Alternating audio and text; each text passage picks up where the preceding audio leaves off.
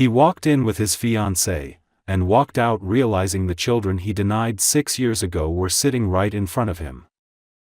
Max Warren had always believed that certainty was the greatest form of strength. At 34, he was a man who trusted facts, logic, and decisions that left no room for doubt. His rise to the position of CEO had not been accidental. It was built on discipline, ambition, and the ability to cut away anything that threatened his carefully structured life. Emotions, in his world, were something to be managed, not followed. 6 years earlier, he had been certain as well. When Emma stood in front of him, pale and trembling, and told him she was pregnant, Max did not hear fear in her voice. He heard danger. His company was on the brink of a major expansion, his reputation fragile, his future mapped out with precision. A child did not fit into that plan. He convinced himself that she was lying, that she wanted to trap him, that love had turned into manipulation. He spoke harshly, accused her of using him, and walked away before she could finish explaining. He never looked back, and when she disappeared from his life completely, he took it as proof that he had been right.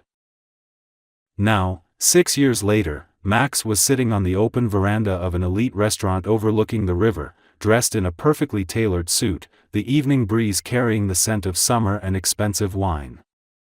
Across from him sat Victoria, his fiancée, elegant and sharp-eyed, her dark hair styled flawlessly, her smile calculated and confident. She fit his life perfectly. She knew how to behave at events, how to speak to investors, how to never ask questions that might slow him down. This evening was supposed to be simple. A quiet dinner before an upcoming engagement party, another step toward a future that looked impressive from the outside. Max scanned the menu absent-mindedly while Victoria spoke about wedding venues and guest lists, her voice smooth but impatient, as if she were already bored with the details of a celebration she believed inevitable. Then Max looked up. At a table near the edge of the veranda sat a woman he had not seen in 6 years, yet recognized instantly. Emma's hair was lighter than he remembered, her posture calmer, her expression no longer marked by uncertainty.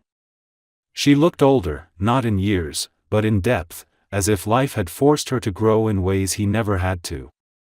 And beside her sat 2 boys. They were identical. Both had blonde, slightly wavy hair that caught the evening light, both had clear blue eyes that were painfully familiar, both were leaning toward her as they spoke, competing for her attention with effortless affection. One laughed openly, the other watched more quietly, but their movements mirrored each other so naturally it felt unsettling. Max felt the air leave his lungs. The world around him continued as if nothing had happened. Glasses clinked, people laughed, waiters moved between tables. Victoria was still talking, her words flowing without pause, but Max no longer heard her. His entire focus was locked on the scene unfolding a few meters away. Emma smiled at the boys, reaching out to adjust one of their collars, her touch instinctive and gentle. The boys responded with trust so complete it made something inside Max twist painfully. He did not need numbers, dates, or explanations. The truth hit him with a clarity he had never experienced before. These were not someone else's children. They were his. His chest tightened, not with anger, but with a sudden, overwhelming sense of loss. 6 years collapsed into a single moment, and with them disappeared the version of the past he had invented to justify his choices. For the first time since the night he walked away from Emma, doubt crept into his certainty, quiet but devastating. Victoria noticed his silence and followed his gaze, her expression darkening when she saw where he was looking. "Max," she said sharply, irritation cutting through her composed tone. "Are you listening to me?" He didn't answer. Because for the first time in his life, Max Warren understood that the truth he had rejected 6 years ago had not disappeared. It had simply grown, lived, and waited, and now it was sitting in front of him, impossible to ignore. Max did not remember pushing his chair back, but suddenly he was standing. The movement was abrupt enough that Victoria stopped mid-sentence, her irritation flashing openly now as she looked up at him. He barely registered her expression. His attention was fixed entirely on the distant table, on Emma and the two boys who were now sharing a dessert, their heads bent close together in quiet concentration. "Where are you going?" Victoria asked sharply, lowering her voice but not her anger. "I'll be back," Max said automatically, though he had no idea whether it was true. He walked across the veranda with measured steps that did not match the chaos in his mind. Every instinct told him to stop, to turn around, to return to the safety of the life he understood. But another force, stronger and far more unsettling, pushed him forward. The closer he came, the more undeniable the resemblance became. It was in the shape of the boys' noses, the slight crease between their brows when they focused, the familiar way one of them tilted his head while listening. Emma sensed him before she saw him. Her smile faded, replaced by a stillness that spoke of recognition and readiness. She looked up slowly, her blue eyes meeting his with a calm that unsettled him far more than anger ever could. "Max," she said, not loudly, but clearly. The boys turned at the sound of his name, their gazes shifting to him with open curiosity. One of them leaned closer to Emma instinctively, while the other studied Max without fear, his expression thoughtful and serious. For a moment, no one spoke. "I didn't know," Max said finally, the words falling flat even to his own ears. They sounded insufficient, almost meaningless, against the weight of what stood between them. Emma nodded slightly, as if she had expected nothing more. "I figured you wouldn't." His eyes dropped to the boys again. "How old are they?" "6, Emma answered. "Both of them?" The number landed with brutal precision.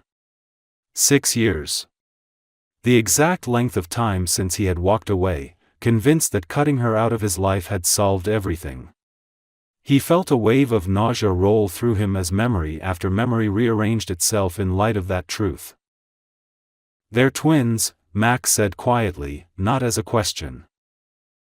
"Yes," Emma replied. "Lucas and Owen." The boys exchanged a glance, sensing the tension, then looked back at Max. Lucas, the more reserved of the two, frowned slightly. "Mom," he asked, his voice calm but alert, "who is that man?" Emma rested a hand gently on his shoulder. "Someone I used to know," she said. Max flinched, though he had no right to. He knelt slowly to bring himself to their level, careful not to invade their space. "Hi," he said, forcing his voice to remain steady. "I'm Max." Owen smiled without hesitation. "I'm Owen," he said cheerfully. "And that's my brother." Lucas did not smile. He studied Max closely, as if measuring something he did not yet understand. Before Max could respond, a sharp sound of heels approached behind him. Victoria had followed, her posture rigid, her expression openly hostile. "So this is where you disappeared to," she said coldly, her eyes moving from Emma to the boys and back again. "Unbelievable." Emma rose slowly from her chair, positioning herself between Victoria and the children without a word. "Please don't raise your voice," she said calmly. "You're upsetting them." Victoria scoffed. "Oh, I'm the problem now?" She turned to Max, her eyes blazing. "You didn't tell me about this." "There was nothing to tell," Max said quietly, not taking his eyes off Emma. The words hung in the air, heavy with implication. Victoria laughed sharply, the sound brittle. "So that's it? You see her and suddenly your past comes crawling back." Emma met her gaze without flinching. "Your issue isn't with me," she said evenly. "And certainly not with my children." The emphasis was deliberate. Max felt something inside him shift irrevocably. For the first time, he saw the situation not as a confrontation between two women, but as a test of the man he chose to be. He straightened slowly. "Victoria," he said, his voice firm, "you should go back to the table." Her eyes widened in disbelief. "Excuse me?" "I'll talk to you later," he continued. "Not here." Silence stretched between them. Victoria's face hardened, pride wounded beyond repair. Without another word, she turned sharply and walked away, her heels striking the floor like punctuation marks on a sentence that had just ended. Max turned back to Emma, his chest tight. "I didn't come here to cause trouble," he said. I didn't know." "I know," Emma replied. "But not knowing doesn't change what happened." The boys watched them quietly now, sensing the seriousness beneath the conversation. Owen reached for Emma's hand, while Lucas kept his eyes fixed on Max, unreadable. "I'm not asking for anything tonight," Max said after a pause. "I just needed to see you. To see them." Emma studied him carefully, searching for something beneath the shock and regret. Finally, she nodded once. "That's enough for today," she said. "They're tired." Max stood slowly, his legs unsteady. "May I see them again?" Emma hesitated, then answered honestly. "We'll see." It was not permission. It was not refusal. But for Max, it was the first opening he had been given in 6 years. Max returned to his table only long enough to collect his jacket. Victoria was already gone, her chair pushed back sharply, her wine untouched. The space she left behind felt cold and final, but Max did not follow her. For the first time, the loss of a carefully planned future did not frighten him. What unsettled him far more was the weight of the present pressing down on his chest. He stepped out of the restaurant into the warm evening air, walking without direction until the noise of the street softened his thoughts. The image of the twins replayed relentlessly in his mind. The way Owen smiled without hesitation. The way Lucas watched him with guarded intensity. Two different temperaments, yet bound by the same unmistakable resemblance that tied them to him in ways no denial could undo. Back in his apartment, Max stood in the dark for a long time, the city lights bleeding through the windows. He loosened his tie, then removed it entirely, dropping it onto the counter as if shedding something constrictive. For years, he had believed that clarity meant certainty, that doubt was a weakness to be eliminated. Now doubt was all he had, and it was reshaping everything he thought he knew. Sleep did not come easily. When it finally did, it was fragmented and restless, filled with half-formed memories of Emma standing in front of him years ago, her voice steady despite her fear. He realized, with a painful clarity, how selectively he had remembered that night. He had focused on his own anger, his own sense of betrayal, while ignoring the quiet resolve in her eyes.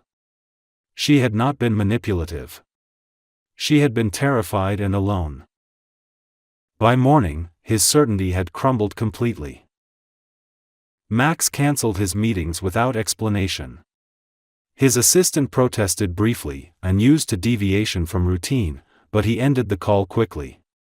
For once, the company could function without him.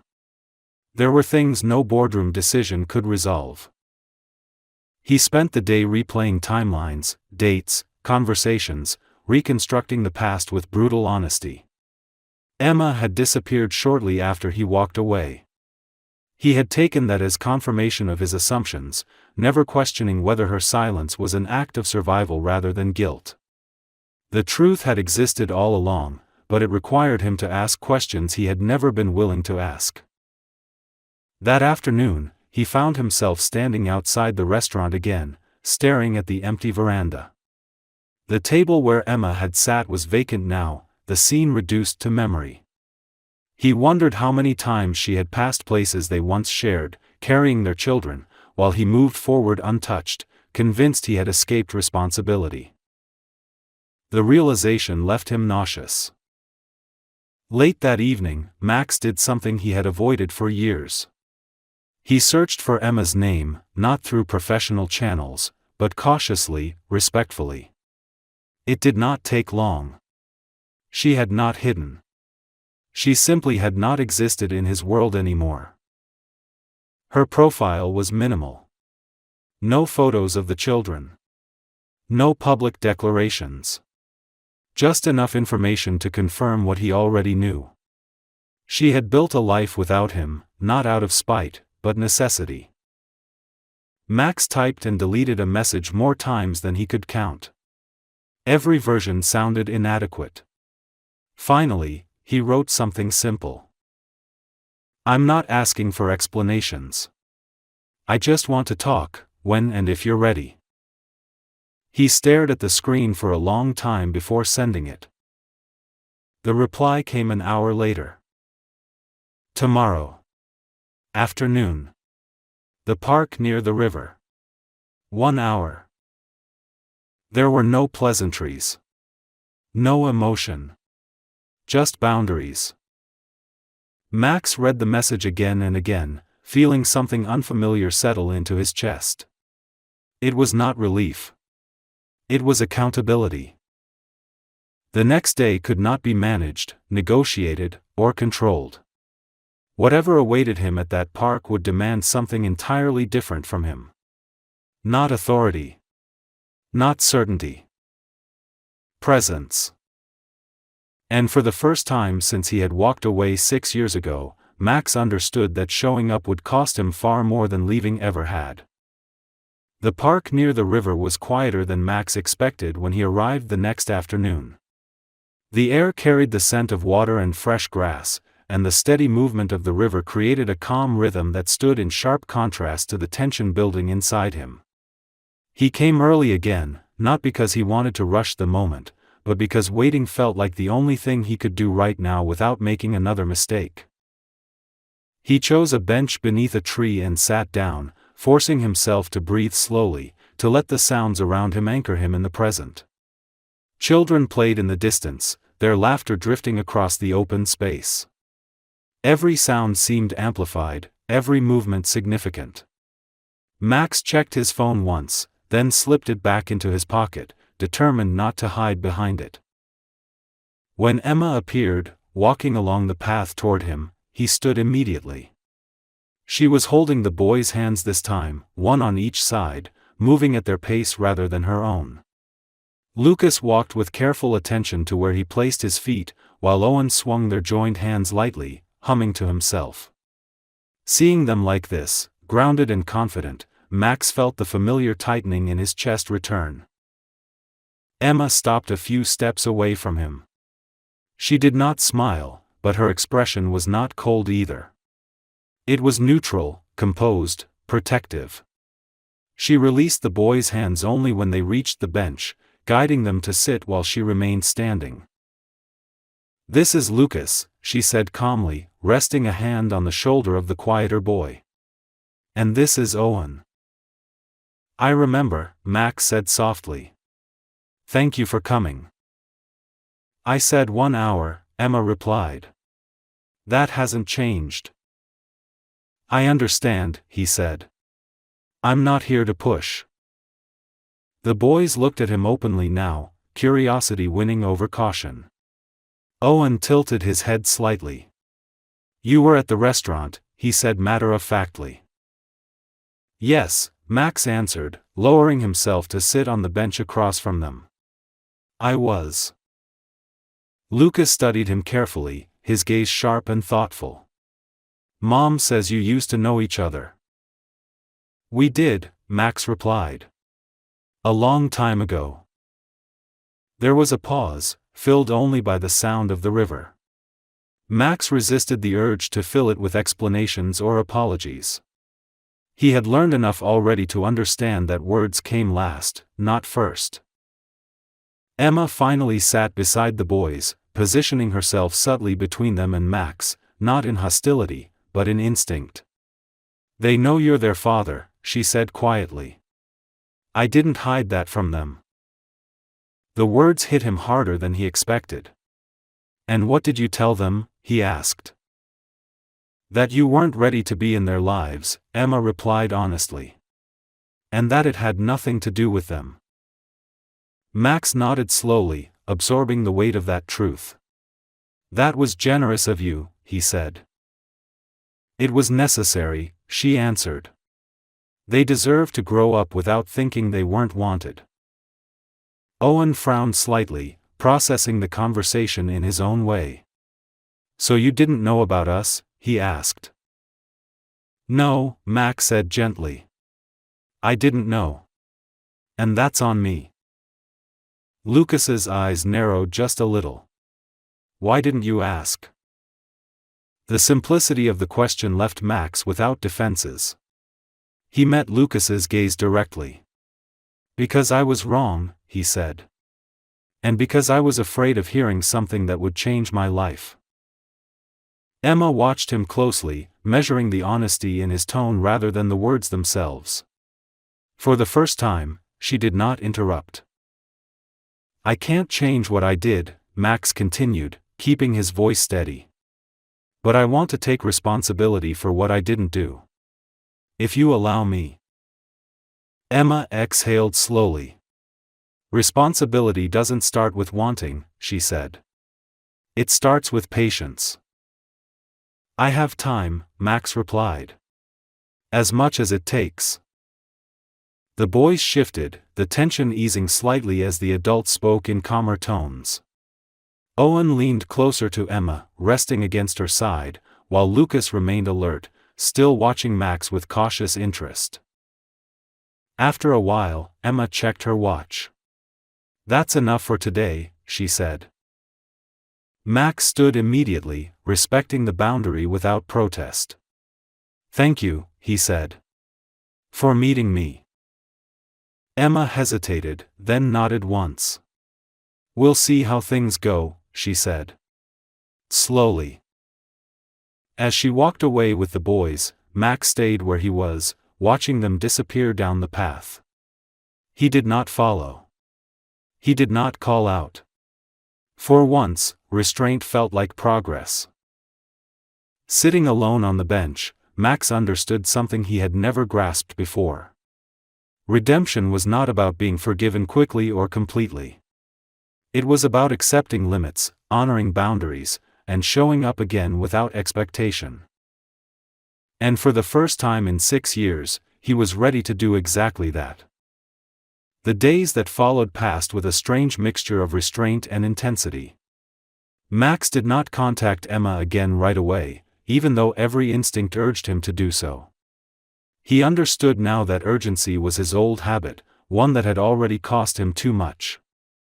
Instead, he allowed the silence to exist, using it not as a space to fill, but as a test of whether he could finally respect boundaries without feeling entitled to immediate results.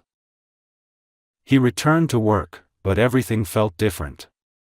Meetings that once demanded his full attention now seemed hollow, their urgency artificial.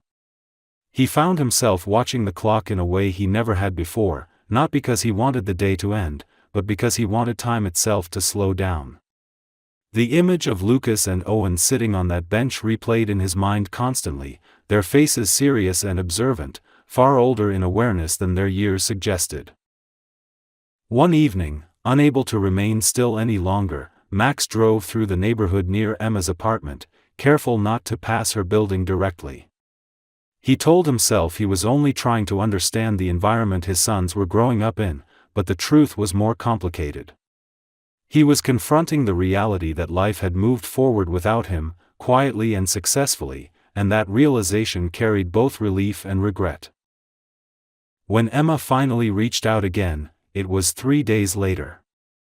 The message was brief and precise. Tomorrow. Same park. 30 minutes. Max read it twice, then once more, feeling something steady replace the nervous anticipation he had felt before. He replied with a single word. Okay. The next afternoon, he arrived exactly on time. Emma was already there with the boys, sitting on the grass this time instead of a bench. Lucas was drawing lines in the dirt with a stick, focused and methodical, while Owen chased a butterfly with dramatic enthusiasm. Emma watched them with quiet attentiveness, her posture relaxed but alert. Max approached slowly and stopped a few steps away, waiting. Emma looked up and nodded once, granting permission without words.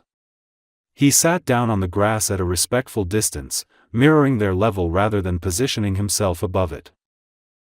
Owen noticed him first. "You came again," he said, sounding pleased rather than surprised. "Yes," Max replied. "I said I would." Lucas glanced up briefly, then returned to his drawing. "People say that a lot," he said quietly.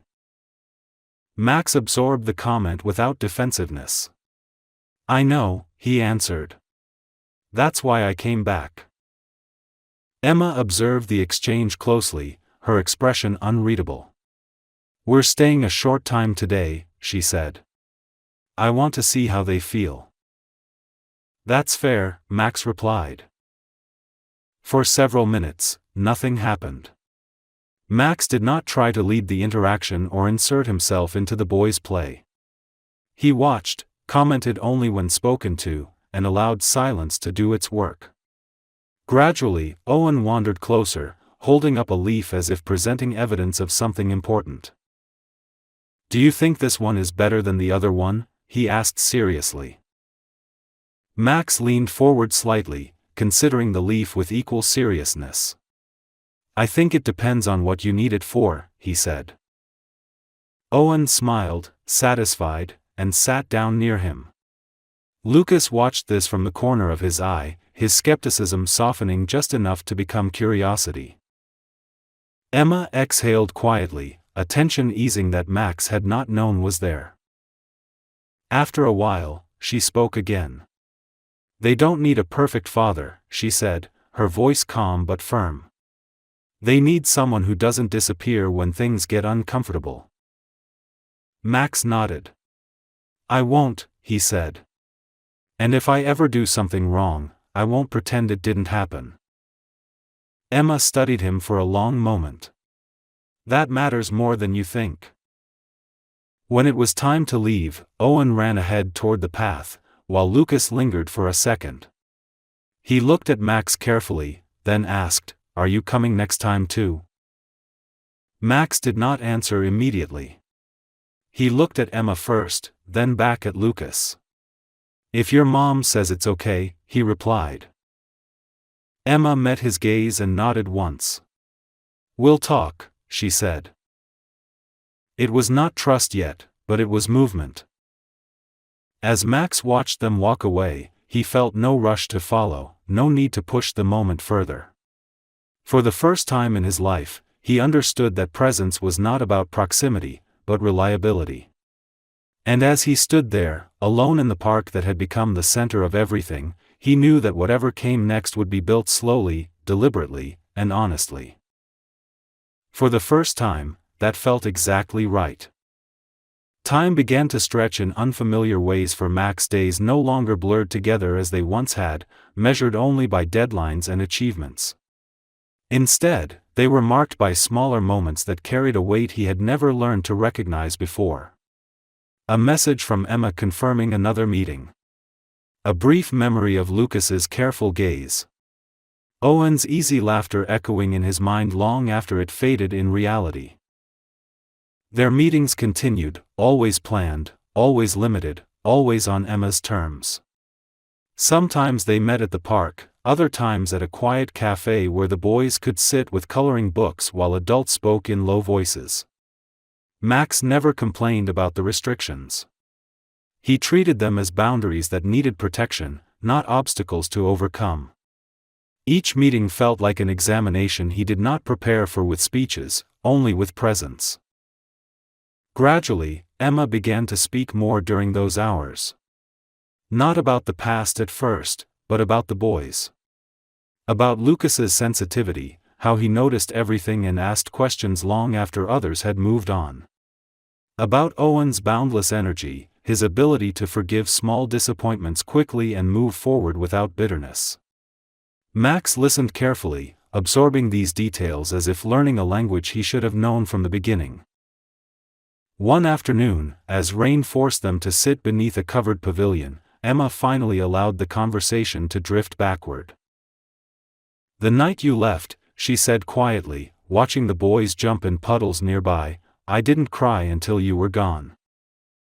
Max closed his eyes briefly, then opened them again, forcing himself to remain fully present. "I was cruel," he said. "And certain. That was the worst part." "I wasn't asking you to fix anything," Emma continued. "I was asking you to stay long enough to listen." He nodded slowly. "I didn't know how." "That doesn't make it hurt less," she said, not accusing, just stating a fact. The honesty between them felt fragile but necessary. Max understood now that remorse did not erase damage. It only acknowledged it. And acknowledgement, while painful, was the beginning of something real. That evening, after one of their shorter meetings, Emma surprised him. "Would you like to come to their school event next week?" she asked. Max looked at her carefully, unsure if he had heard correctly. "As what?" he asked. "As someone who knows them," Emma replied. "Not as their father." "Not yet." "I'd like that," he said immediately, then added more quietly, "if you're sure." She nodded. "I am." The event was simple. A small performance in a school gym, children standing in uneven lines, voices loud and uncoordinated. Max sat in the back, resisting the urge to stand out, clapping when everyone else clapped, smiling when the boys spotted Emma in the crowd and waved enthusiastically. When Lucas's eyes briefly met his, there was no smile, but there was recognition. That alone felt monumental. Afterward, Owen ran over first, excited and breathless. "Did you see us?" he asked. "I did," Max replied. "You were amazing." Lucas approached more slowly, then nodded once. "We didn't mess up," he said. "No," Max agreed. "You didn't." Emma watched the exchange with something like guarded relief. Later, as they walked out together, she said quietly, "You handled that well." "I'm trying," Max answered honestly. That night, alone in his apartment, Max confronted a truth that unsettled him deeply.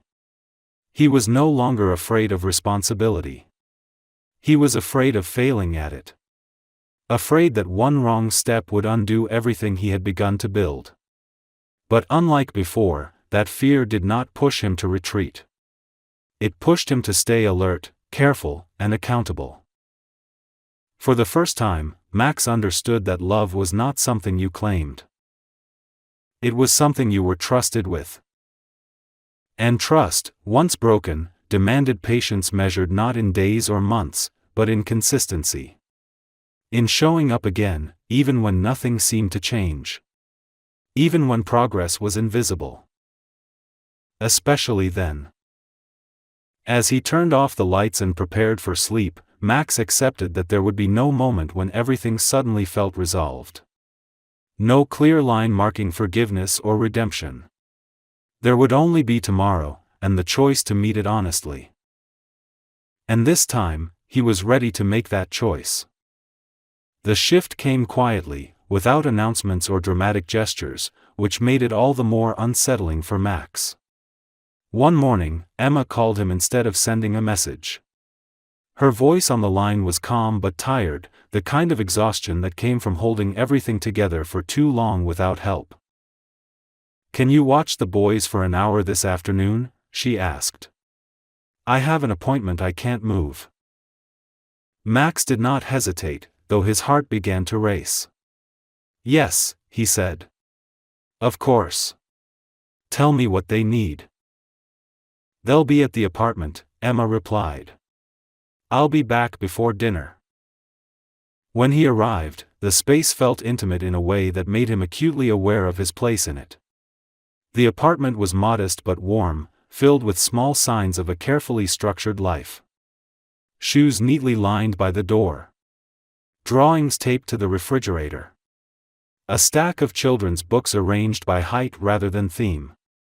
Max took it all in silently, recognizing how much effort it took to create stability without ever expecting recognition for it. Emma knelt in front of the boys, giving instructions with practiced clarity. "I'll be back soon," she said. "Listen to Max. He knows what you can and can't do." Owen nodded enthusiastically. Lucas glanced at Max, then back at his mother. "You're coming back," he said. "I am," Emma replied, meeting his gaze steadily. "I always do." When the door closed behind her, the apartment seemed to hold its breath. Max sat on the couch, unsure how to begin. Owen solved the problem for him by climbing onto the cushion beside him, already flipping through a book. "Can you read?" Owen asked. "Yes," Max said, smiling despite the knot in his chest. "I can read." They settled into a rhythm that felt surprisingly natural. Max read slowly, adjusting his pace to Owen's interruptions and Lucas's occasional corrections. When the book ended, they moved on to building a tower from wooden blocks, a task Lucas approached with careful precision while Owen preferred speed over stability. When the tower collapsed, Owen laughed and Lucas sighed, already planning how to improve it next time. Max watched them, struck by how clearly their personalities revealed themselves in the smallest moments. He realized then how much he had missed, not just milestones, but this quiet, ordinary magic that defined real life. Later, while Owen napped on the couch, Lucas sat across from Max at the table, drawing intently. "Do you live alone?" Lucas asked suddenly. "Yes," Max replied. "Do you like it?" the boy asked, not looking up. Max considered the question carefully. "I used to," he said. "Now I'm not sure." Lucas nodded, as if that answer made sense. "Mom says being alone too long makes people forget how to talk," he said. Max felt something tighten in his throat. "Your mom is very wise." When Emma returned, she paused in the doorway, taking in the scene. Owen asleep under a blanket. Lucas drawing beside Max. The tension in her shoulders eased visibly. "Everything okay?" she asked. "Yes," Max replied. He woke up once, but went back to sleep. Emma smiled faintly. "Thank you." That evening, as they stood near the door, Emma hesitated. "They like you," she said quietly. "That matters to me." "I don't take that lightly," Max replied. Later that night, Max sat alone in his car, unable to start the engine right away. He realized that the fear he had carried for months had shifted. It was no longer about whether he deserved a place in their lives, but whether he could live up to the responsibility he had been offered. For the first time, that responsibility did not feel like a threat. It felt like a privilege. And Max understood that this was the point of no return. Not because Emma had forgiven him completely, or because the boys trusted him without reservation, but because he had crossed an internal line. He could no longer imagine choosing a life that excluded them. Whatever came next would be complicated, uncertain, and demanding. But for the first time, complexity did not scare him. It grounded him. Spring arrived slowly, almost cautiously, as if the world itself needed time to adjust to the changes unfolding between them. The days grew longer, light lingering in the evenings, and with it came a sense of movement that no longer felt rushed or forced. Max's presence in the boys' lives had become expected rather than questioned, woven quietly into their routine through consistency rather than declaration. He no longer needed invitations for every meeting. Emma would text him simple updates now, asking if he could join them for dinner, or pick the boys up from school when she was running late. Each request carried trust, and Max treated that trust with care bordering on reverence. He never complained, never pushed for more than was offered, and never disappeared, even when work demanded sacrifices he once would have considered impossible. The defining moment came on an ordinary afternoon. Lucas and Owen were playing in the living room, arguing gently over which game to choose, while Emma stood in the kitchen, sorting through paperwork. Max sat at the table, reviewing documents for work he had postponed until after dinner. The scene was mundane, almost boring, and yet it struck him with overwhelming clarity. This was what he had walked away from 6 years ago without understanding its value. Lucas approached him quietly, holding a piece of paper. "Mom says you're good with numbers," he said. Max smiled. "I am." "Can you help me?" Lucas asked. Max pushed the papers aside immediately. "Of course." Emma watched from the doorway as Max leaned closer, explaining patiently, never raising his voice, never showing frustration. Owen joined in halfway through, asking unrelated questions that Max answered with equal seriousness.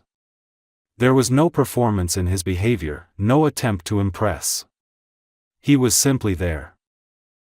That evening, after the boys were asleep, Emma poured 2 cups of tea and sat across from Max. The apartment was quiet, wrapped in the soft hum of the city beyond the windows. "I need to say something," she began. Max set his cup down, giving her his full attention. "I spent a long time believing I would always have to do everything alone," Emma said. "Not because I wanted to, but because I didn't trust anyone not to leave when it became difficult." Max nodded slowly. "I gave you every reason to believe that." "Yes," she agreed. "But you didn't this time."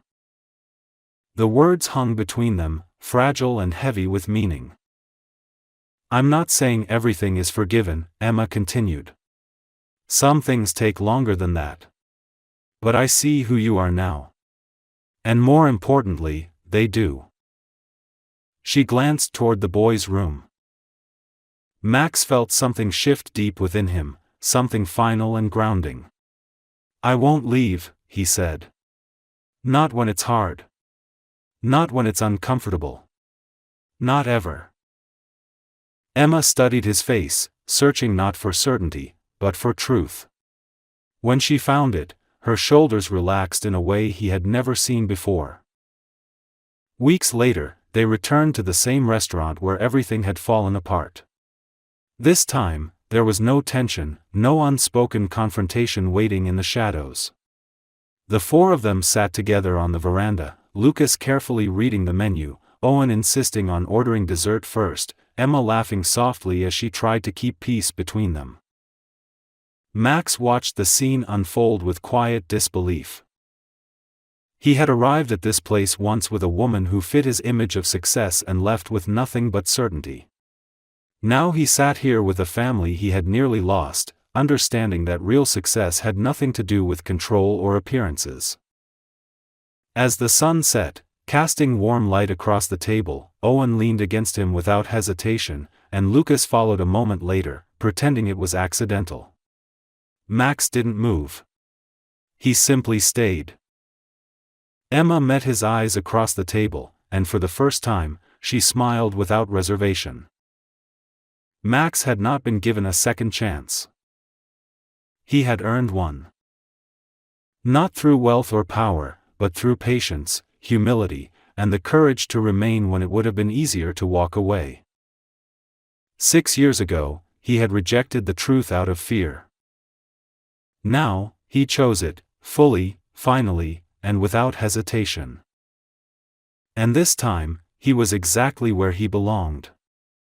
When I wrote this story, I wanted to show that the hardest mistakes are often born not from cruelty, but from fear. Fear of losing control, a familiar life, or oneself. But truth and responsibility cannot be escaped, they always catch up. For me, this story is not about money, but about choice and redemption. Max isn't a perfect hero. He's someone who learned step by step how to take responsibility and stay when it matters. Emma is the kind of woman who survives quietly, protects her children, and doesn't forgive with words, only with time. And the boys are the purest truth in the story. They don't need grand promises, they need consistency and love. The ending is happy, not because everything becomes perfect, but because each character grows into what really matters: family, trust, and a chance to begin again. This is a fictional story written by me.